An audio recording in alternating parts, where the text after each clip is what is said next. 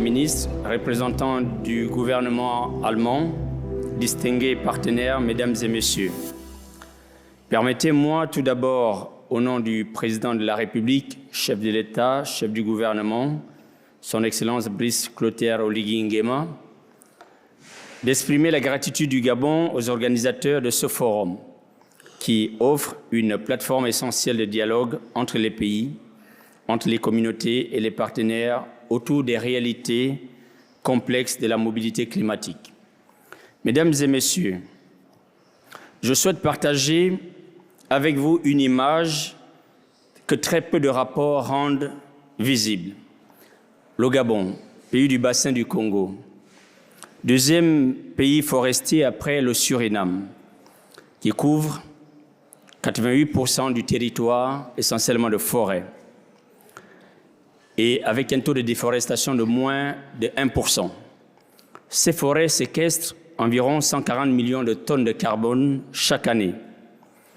Le Gabon envisage d'ici 2030 à conserver et préserver 30% de ses terres, 30% de ses eaux douces et 30% des eaux marines. Le Gabon dispose d'une faune sauvage extraordinaire et unique. Aujourd'hui, ce sont ces efforts de conservation et de préservation qui posent, à contrario, problème du fait du conflit homme-faune. Dans plusieurs villages du Gabon, le dérèglement climatique accentue les pressions entre les populations et la faune sauvage. Année après année, des femmes et des hommes voient leurs champs dévastés par les éléphants que nous avons choisi volontairement de protéger parce que les éléphants font partie de l'écosystème forestier.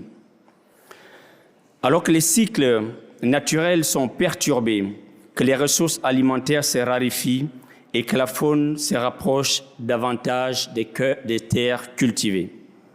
Le Gabon abrite près de 95 000 éléphants de forêt. C'est globalement 66% de concentration des éléphants du monde au niveau de l'Afrique centrale, et particulièrement au Gabon. C'est une ressource de fierté pour notre pays et une responsabilité pour le monde. Mais pour de nombreuses communautés rurales, vivre aux côtés de la faune devient de plus en plus difficile à mesure que les pressions climatiques s'intensifient. Après la troisième récolte détruite, les agriculteurs cessent de replanter.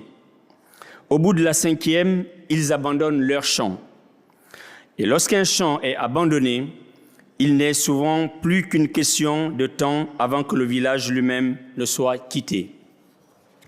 Ce n'est pas encore la migration climatique que mesurent les rapports officiels.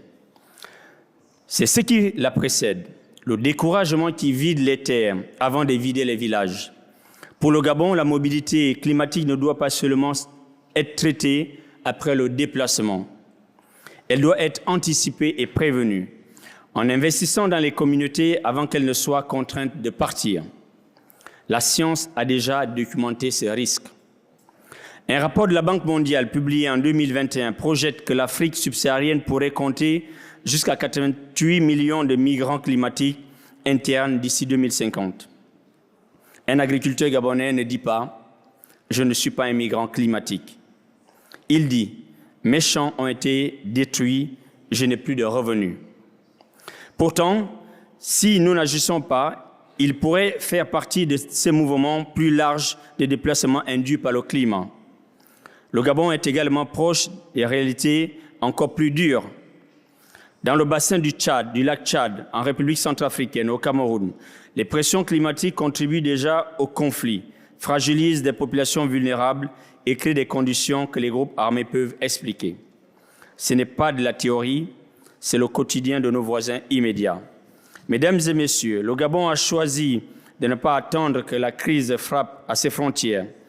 Mon pays entend être acteur et non spectateur dans la construction d'une mobilité plus sûre, ordonnée et digne, tout en préservant autant que possible les déplacements forcés.